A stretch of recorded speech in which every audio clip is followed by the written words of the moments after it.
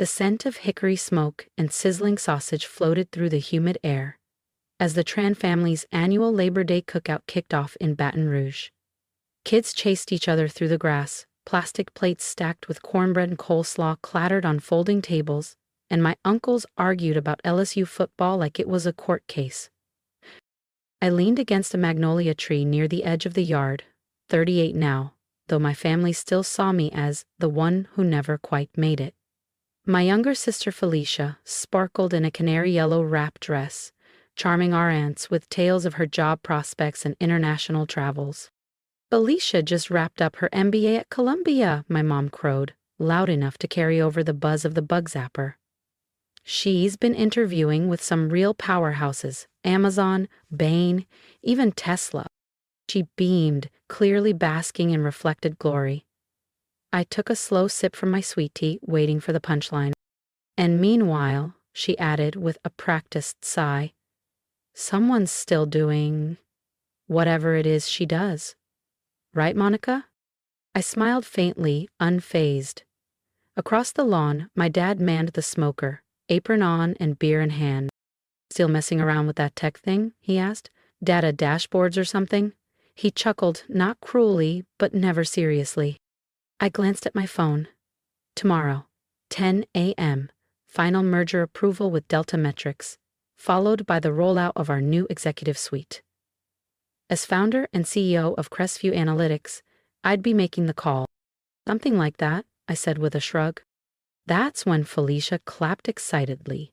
Big news! I have an interview tomorrow with Crestview Analytics. Can you believe it? They called me directly. It's one of the top data strategy firms in the U.S. Applause rang out. Aunt Cheryl handed her a mimosa. I just smiled. She'd be seeing me again, just not in the way she expected. That's incredible, Felicia. I just read a piece about Crestview's founder. Brilliant woman, completely self-made, my Uncle Dennis chimed in, nodding with admiration.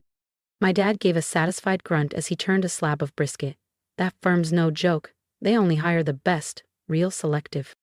I suppressed a laugh, picturing the HR folder open on my laptop back in my home office. Felicia Tran, neatly listed among the external candidates for the final interview round. She didn't know the firm she was hyping up was mine, that I had started Crestview Analytics in a cramped Baton Rouge apartment 13 years ago with a used laptop and a second-hand coffee pot, while she'd followed every rule laid out for her. I'd spent my 20s writing new ones. What role are you interviewing for? I asked casually. Felicia's eyes lit up. Senior strategy consultant, practically executive tier, can you imagine? Wow, I said, letting the smile tug at my lips. Sounds promising. She tilted her head, feigning kindness. If I get the job, maybe I can put in a word for you, Monica. I'm sure they've got admin openings you could grow into. My mother raised her wineglass approvingly. That's sweet of you, honey. Lord knows your sister could use a nudge in the right direction. 38 and still, Felicia trailed off, gesturing vaguely in my direction. Figuring it out. I thought about my penthouse office overlooking the Mississippi River, nestled atop the Crestview Tower downtown, about the industry roundtable next week, where I'd be speaking under my professional alias, M. Reese, a name that had recently graced the cover of Wired. They hadn't connected the dots, not yet. That's generous of you, I said, voice smooth as honey. Best of luck tomorrow. Felicia grinned. Some of us create our own luck, sis. You should try it. The conversation drifted on to my cousin's new boat, my aunt's bridge tournament, and Felicia's thesis awards. I let it all wash over me. Tomorrow, everything would shift, and I wanted to remember what they looked like before the mask fell. As twilight settled over the yard, casting amber hues across the crepe myrtle branches, Felicia rose from her seat and tapped her wineglass with a manicured nail. I'll have to call it an early night, she announced, her voice projecting effortlessly. Need to be sharp for tomorrow. She smiled with theatrical pride. The CEO of Crestview Analytics is personally sitting in on final interviews. Reese or something. Nobody even knows who she really is. She tossed her hair. Well, whoever she is, she's going to love me. By this time tomorrow, I'll be part of their executive strategy team. Then she turned to Mom and added with a smug wink, "Maybe then you'll have something real to brag about." Mom dabbed her eyes with a napkin. "Oh, sweetheart, we already do. At least one of our girls didn't lose the plot." I glanced at my watch. 12 hours and 52 minutes until Felicia would walk into the Crescent Room on the 27th floor and find me, Monica Tran, at the head of the interview panel. 12 hours until the world she built on assumptions and status collapsed. I stood and quietly gathered my bag. "Early client call," I murmured. "Oh, your little remote hustle," Mom said, distracted. "Don't forget to Venmo for your father's birthday. Felicia already paid most of it." Again, I nodded and walked to my nondescript gray SUV, the same one I always brought to family functions. My real car, a custom white Mercedes AMG GT, stayed tucked away in my downtown garage. As I backed out of the driveway, tomorrow. Sure. If you want to see Felicia's face when she realizes who's sitting across from her, hit subscribe, because trust me, you won't want to miss what happens next. What a waste, can't even land a real job. I smiled to myself, picturing the brushed steel nameplate on my desk. Reese, Chief Executive Officer, Crestview Analytics. Tomorrow, Felicia would finally learn what a real job looked like, and why she'd never have one at my company. By 6:30 IME, I was already in my penthouse office downtown, sunlight pouring through the floor-to-ceiling windows overlooking the Mississippi River. The soft hum of servers warming up and the faint clatter of early-arriving staff echoed like music through the halls. I had built every inch of this place, and today, it would all come full circle. The slate-gray Max Mara suit hugged me like armor, calm, confident, battle-ready. As I skimmed the morning agenda, my executive assistant, Jade, knocked and stepped in. "Your sister's interview is at 9 a.m. sharp," she said, placing a folder on my desk. "She's in the lobby already. Got here 30 minutes early." "Punctual," I murmured. "That's new?" Jade smirked. She also posted on LinkedIn, manifesting my future as a Crestview exec. "It's trending under Women in Leadership, Marketing Flag Day." I stifled a laugh. Did she now? The folder looked polished. Columbia MBA, impressive internships, glowing references. But I knew better. Those internships? Pulled from our uncle's business network. Those glowing reviews? Family friends. A performance resume stitched together with borrowed thread. "The board's asking why you're sitting in on this one," Jade added. "Quality assurance," I replied, rising from my chair. "How many interviews before mine?" 3, all briefed. They'll dig deep. At 9 o'clock IMing, I stood behind the one-way glass of our top-floor conference suite and watched Felicia glide in. Chanel skirt suit, Louboutins, air of unearned certainty. She shook hands with her first interviewer like she'd already won. For 2 hours, I watched the illusion fall apart. Every canned line picked apart. Every rehearsed story cracked open. Every polished title challenged and redefined. By the time Felicia reached the final interview, her shoulders drooped. Her voice carried the faint edge of doubt, and her once dazzling smile had grown tight and uncertain. "Send her in," I told Jade. Felicia stepped into my office, failing to mask her awe. Her eyes swept over the panoramic windows framing the Mississippi River, the abstract oil painting behind my desk, the soft glow of polished oak and brushed steel. She paused just long enough to take it all in. My back was to her, facing the view.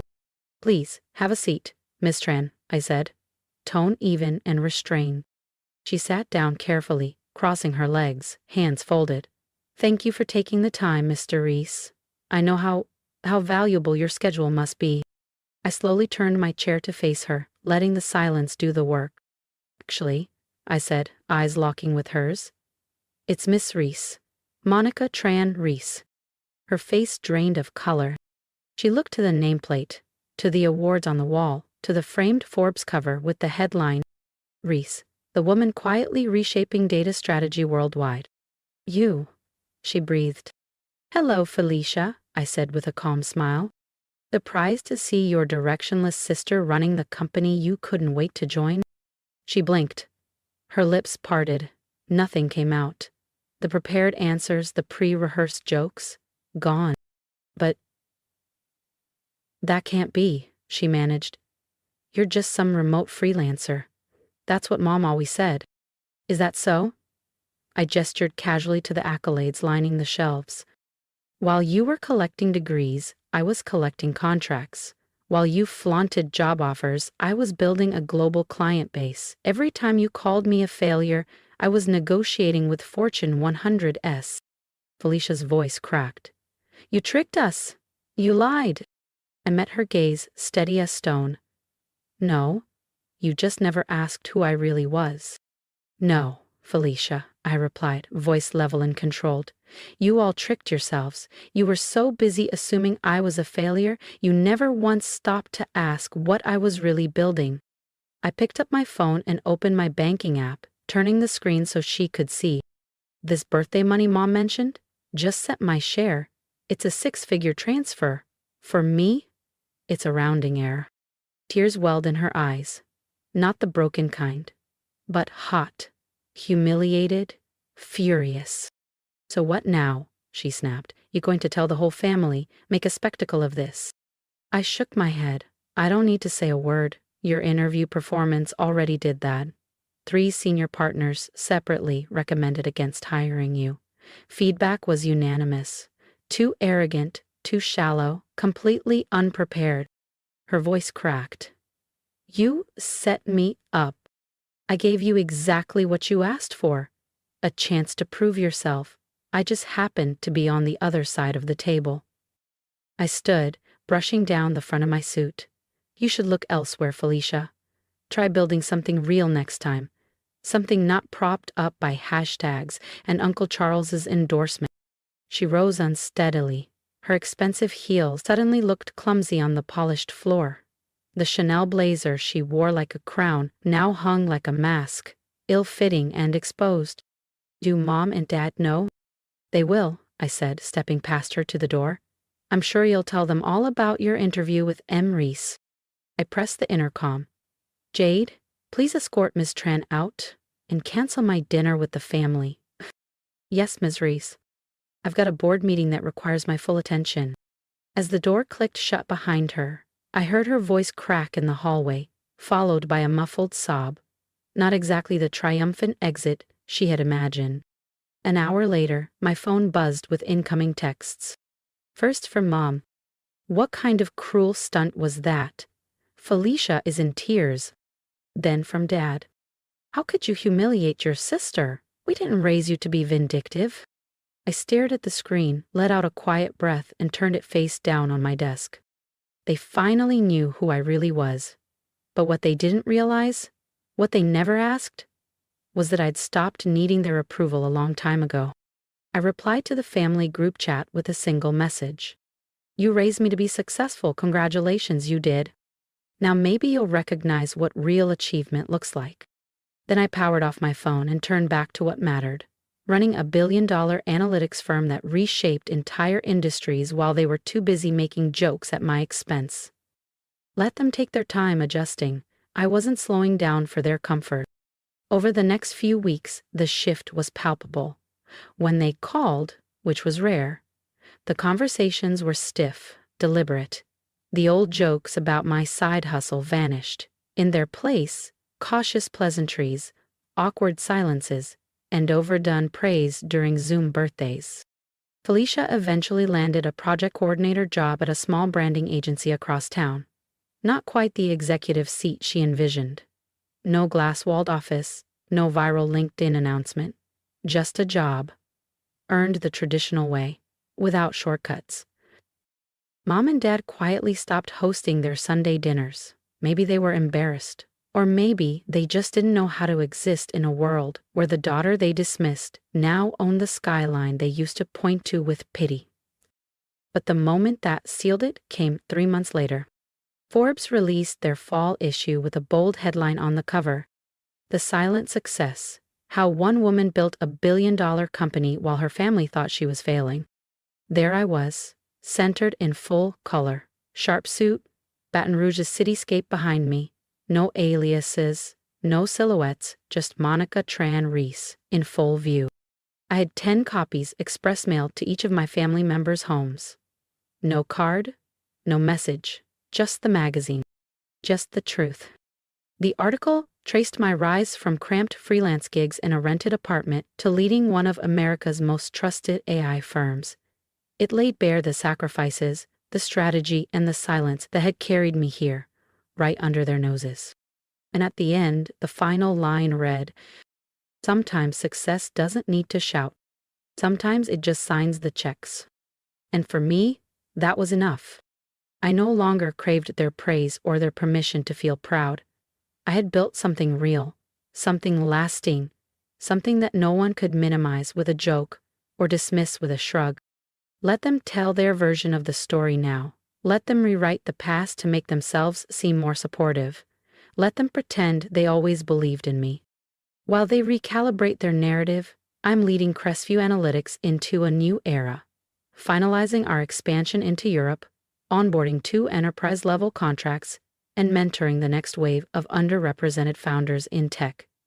I'm doing what I love with a team I respect, building systems that matter. Success has already spoken, quietly, clearly, and without apology. And I have no intention of lowering the volume now. If you've ever been overlooked by the people who were supposed to believe in you, trust me, I see you. I know what it's like to sit in a room full of family and feel invisible, to be the one they talk over, laugh at, underestimate. I was called too vague, too emotional, too impractical. I was told I lacked direction while my sister racked up awards and applause. I was cast as the family wild card, harmless, forgettable. But I didn't argue. I didn't beg them to see me. I let the silence speak. And while they were talking, I was building. Now, they can't look away. This story isn't about revenge, it's about resilience. It's about redefining yourself on your own terms. It's about walking into your own power, especially when no one is clapping. So if you've ever felt the need to downplay your wins, if you've ever built something beautiful in the dark just to avoid judgment, or if you're still pushing forward in spite of doubt, drop a comment below and tell me about it. Tell me what you're working on. Tell me who counted you out and what you've done anyway. Tell me what gives you strength when nobody's cheering. Not for validation, but for peace. And if this story made something in you sit up and say, "That's me," hit that subscribe button. This isn't just a channel for underdog stories. It's a space for builders, for dreamers, for quiet giants. It's where we celebrate strength that doesn't need spotlights. Let them laugh, let them doubt. We'll keep building, because sometimes the best way to win is in silence until your name is on the building. Before you go, how are you doing, really?